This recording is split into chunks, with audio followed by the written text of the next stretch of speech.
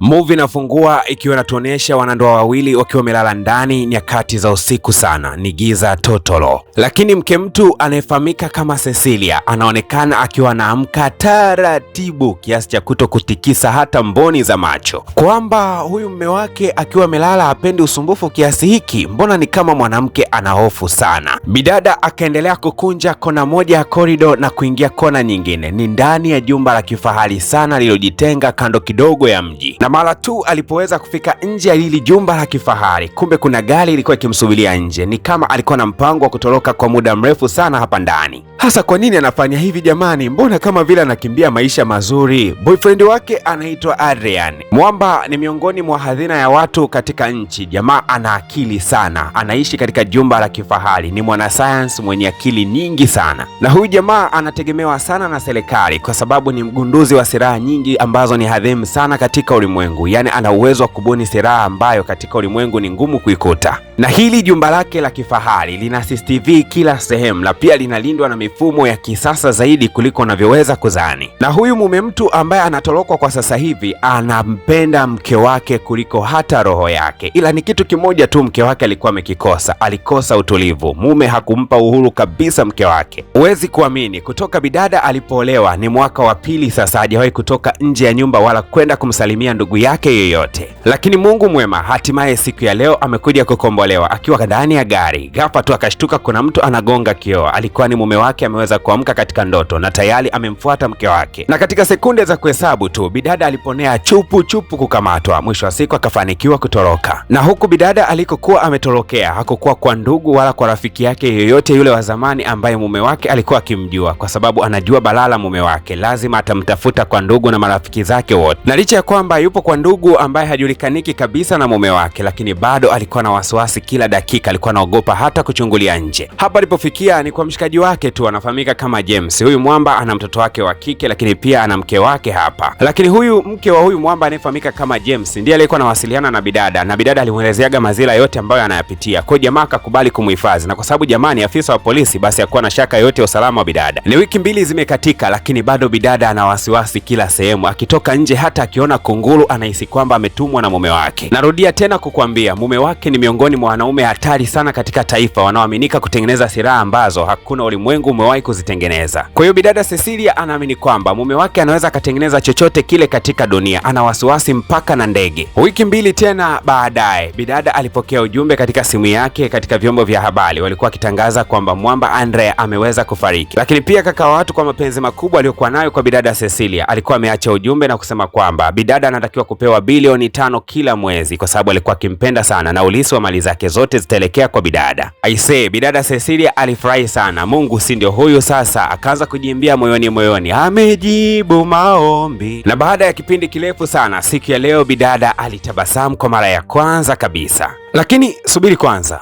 mbona kama nahisi kuna mtu humu ndani? Bidada alihisi kuwa kuna mtu ni kama ameingia na amefunga mlango, lakini hamuoni mtu huyo. Huenda labda itakuwa ni upepo sababu mwamba si ameshafariki na nimekutana na mwanasheria wake siku ya leo. Lakini isije ikawa jamaa hajafariki. Hapana, hawezi kutangaza TBC kwamba mtu amefariki alafu eti bado aendelee kuwepo hai. Chombo cha taifa kabisa kitangaze mtu amefariki afu awe hai, haiwezekani. Hasa ni nani huyo aliyeingia kupitia chumba hiki huko? Ngoja nichungulie.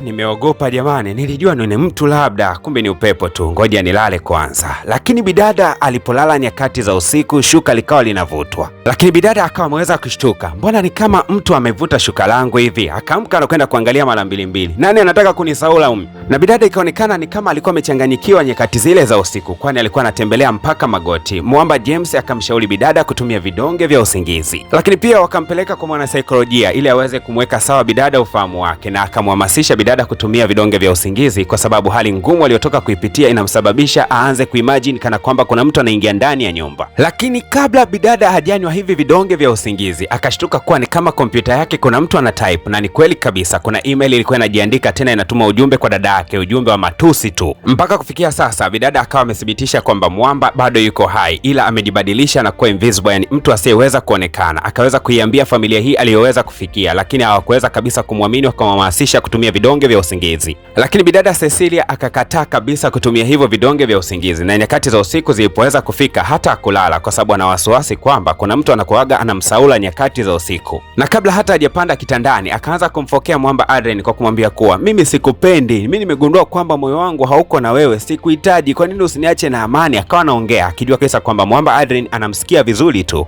Lakini kadri bidada anavyozidi kufoka na kupiga kelele nyakati za usiku, ndivyo ambavyo familia hii ya mwamba James ikazidi kuona kwamba bidada ni kichaa na muda si mrefu huyu anaweza kapelekwa Milembe ujue. Lakini walisemaga wahenga, wasiwasi ndio akili. Siku moja bidada alitafakari sana, akaamua kurudi katika ile nyumba ya mwamba Adrian. Siku ya leo alikuwa ameenda peke yake. With an investigative eyes, kwa macho ya uchunguzi sana, bidada akaanza kuchunguza ndani ya mjumba huu wa mwamba. Lakini akaingia katika chumba ambacho mwamba Adrian alikuwa anapenda sana kuingia kipindi cha zamani, na katika chumba hiki Adrian alikuwa bize sana, japokuwa hakujua Adrian alikuwa anatengeneza kitu gani. Lakini katika harakati za kugusagusa hivi akashtuka kana kwamba ni kama kulikuwa kuna vazi hivi limeundwa mfano wa vitu wa kamera hivi, kama sumaku, nguvu fulani ambazo zinasababisha vazi hili lisiweze kuonekana kwa macho ya kawaida. Lakini tena akiwa hapo ndani akasikia karakacha.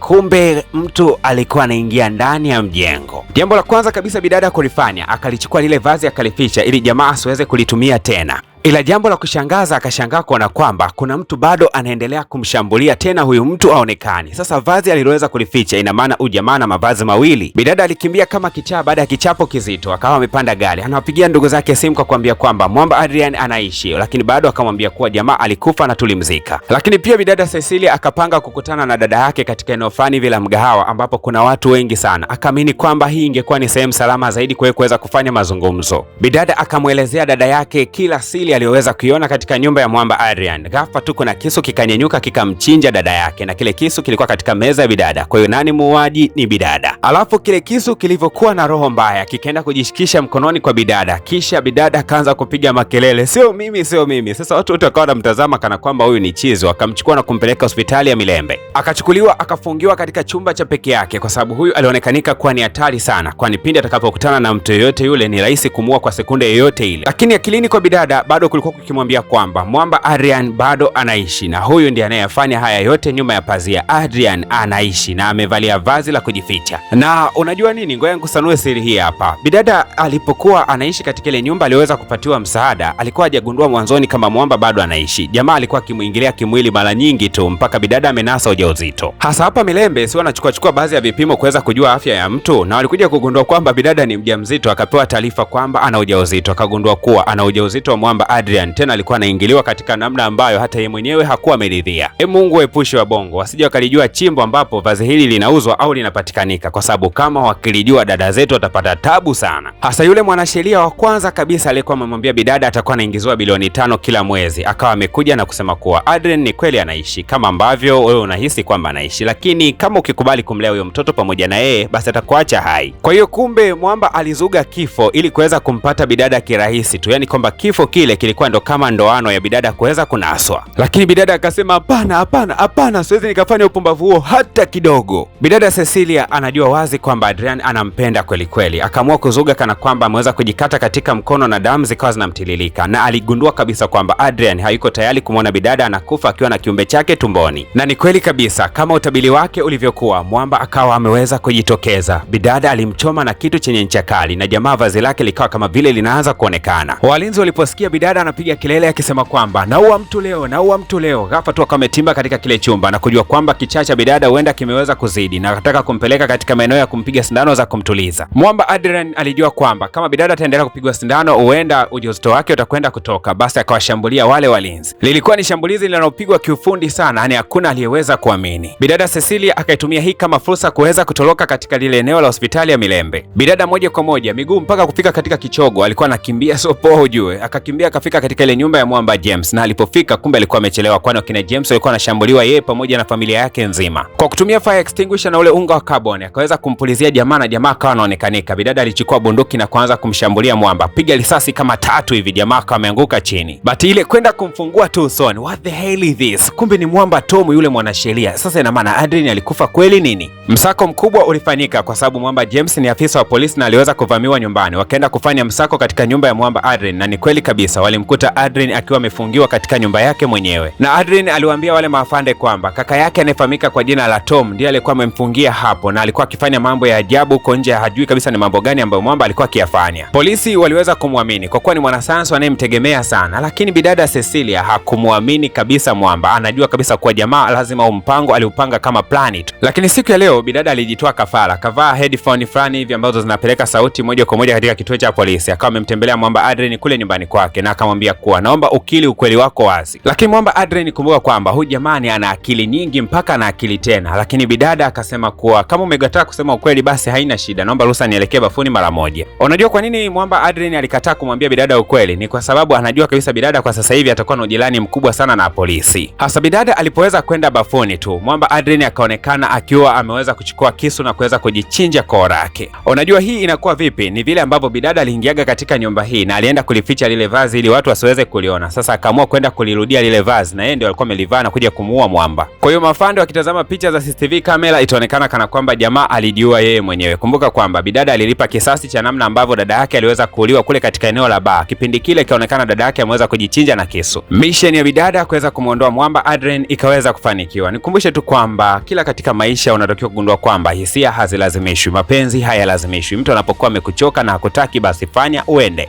Unaishi na mwanamke asiyekupenda alafu ndiye anayekuandalia chakula na anayekupikia. Unaishi na mwanaume asiyekupenda alafu ndiye ambaye unaishi naye na unalala naye kitanda kimoja mpaka panakucha. Siku ya leo nitatoa ofa kwa wale wote ambao wanahitaji kufunguliwa chaneli za YouTube. Nimefanya punguzo kubwa sana kutokea gharama ya shilingi 100,000 mpaka gharama ya shilingi 80,000. Tunafungua chaneli ya YouTube ambayo tunaikuza ndani ya siku 3 tu.